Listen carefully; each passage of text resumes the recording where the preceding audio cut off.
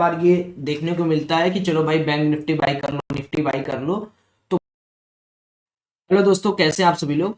तो देखिए, आज हम लोग एडवांस हेजिंग के बारे में सीखने वाले हैं। हेजिंग क्यों नेसेसरी है, हेजिंग क्यों करना चाहिए, हेजिंग के क्या फंडामेंटल्स रूल हैं, हेजिंग किस लिए इंपॉर्टेंट है। तो इसको समझने के लिए सबसे पहले ना मैं थोड़ा सा आपको चार्ट के अंदर लेके चलूंगा एंड देन आपको समझ में आएगा कि हेजिंग इंपॉर्टेंट क्यों है। देखिए, जब भी हम ऑप्शन ट्रेडिंग करते हैं तो हमें हर बार ये देखने को मिलता है कि चलो भाई बैंक निफ्टी बाई कर लो, निफ्टी बाई कर लो, तो मार्केट के अंदर आपको पैसा बन जाएगा। लेकिन हम ये भूल जाते हैं कि अगर हम नेकेड बाई कर रहे हैं, पहले ये चीज समझिए, दो चीजें हो गई, एक कॉल ऑप्शन हो गया, एक पुट ऑप्शन हो गया। अब आपको मैं ना थोड़ा सा क्या करता हूँ, 1 मिनट के ग्राफ में अभी रिसेंट की चीजें आपको दिखाता हूँ। देखिए, जब विक्स बहुत बड़ा होता है तो मार्केट के अंदर वोलेटिलिटी बहुत लंबी होती है। वोलेटिलिटी का सिंपल सा मतलब है कि सपोज करो कि आपने यहां पर कोई कॉल लिया, आपको लग रहा है मार्केट यहां जाएगा, मे बी पहले मार्केट यहां चला जाए देन मार्केट यहां जाएगा। तो जब लॉन्ग मूवमेंट होता है तब उसको हम लोग वोलेटिलिटी से सिंबलाइज करते हैं। अब देखो, कल का मार्केट जैसे अभी समझो, तो ये 27 तारीख के मार्केट एग्जांपल ले रहा हूं। 1 मिनट का कैंडल पैटर्न बना हुआ है।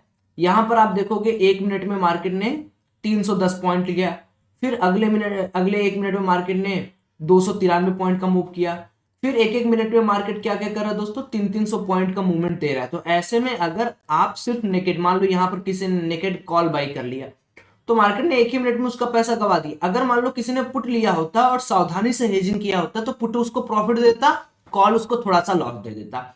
तो उसी फंडामेंटल चीज को हम यहां पर डिराइव करेंगे आपके सामने, और आप सब लोग यहां पर बताएंगे कि किस तरीके से आपको यहां पर ट्रेड करना चाहिए। और उसी तरीके से आप आने वाले बजट सत्र तक, यानी 15 फरवरी या उसके बाद भी आप यूज कर सकते हो हेजिंग को। आप बीटीएसटी में यूज कर सकते हो, एसटी बीटी में यूज कर सकते हो। तो अभी मैं क्या कर रहा हूं इस एपिसोड के अंदर, हम बेसिकली किस पे बात करने वाले दोस्तों, हम बेसिकली बात करने वाले हैं कि अगर हमें बाइंग में हेजिंग करना है, ऑप्शन बाइंग की भी मैं बात कर रहा हूं, ऑप्शन सेलिंग की मैं बात बाद में करूंगा। ऑप्शन सेलिंग के अंदर जो हेजिंग होता है उसके बारे में हम बाद में डिस्कस करेंगे। अभी हम सिंपली एडवांस्ड हेजिंग के बारे में समझते हैं।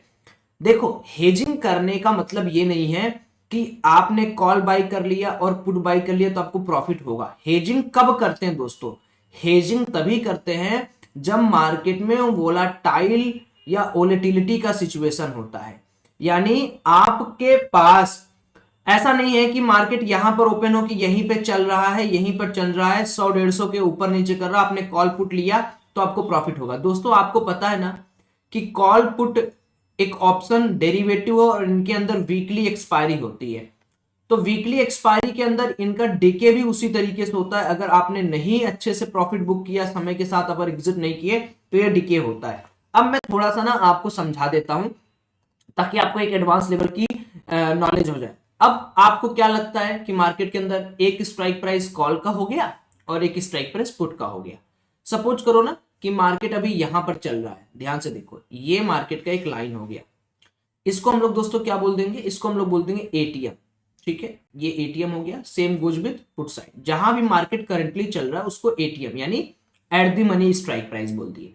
अब अगर मैं कॉल साइड के लिए जाऊं, तो अगर मैं ऊपर की तरफ जा रहा हूं, सपोज करो मार्केट मेरा 41,500 पर चल रहा है, तो अगर मुझे लगता है कि मार्केट आज के दिन 42,500 पे चला जाएगा, तो मैं क्या बोलूंगा कि भाई अगर मुझे लग रहा है तो मैं इसको एज अपर साइड कंसीडर कर रहा हूं। तो ये मेरे लिए क्या हो जाएगा दोस्तों, ये मेरे लिए हो जाएगा ओटीएम स्ट्राइक प्राइस। ठीक है, अच्छा, अगर मुझे लग रहा है कि नहीं यार, मैंने 41,500 कॉल लिया, मार्केट 41,000 पर जाना चाहिए, कुछ देर में चला जाएगा, या मान लो कि मुझे लग रहा है कि नहीं दोस्तों, मैंने एटीएम लिया हुआ है 41,500 में, मुझे लग रहा है कि मार्केट में और मूवमेंट ऊपर या नीचे कहीं भी हो सकता है, तो मैं क्या करूंगा, अगर मैंने 41,500 के नीचे की स्ट्राइक प्राइस ले ली, ये हो गया मेरा आईटीएम।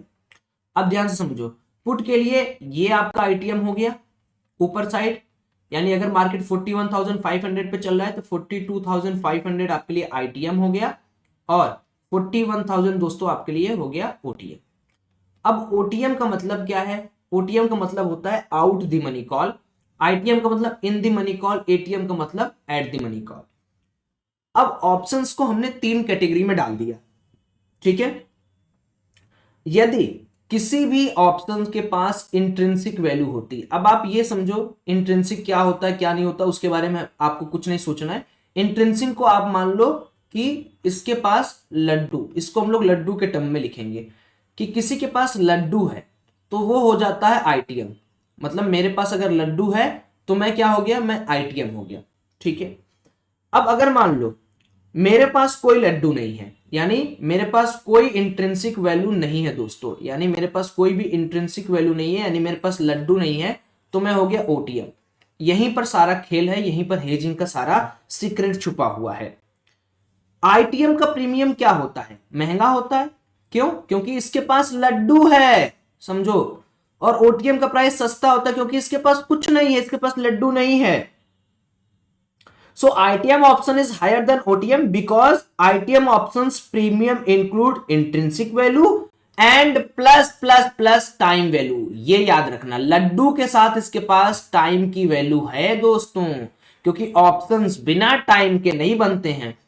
प्लस इसके पास टाइम वैल्यू होगा लेकिन लड्डू नहीं होगा। यानी इन ITM we have Laddu plus time value and in intrinsic value we have time value but no Laddu, Laddu नहीं है।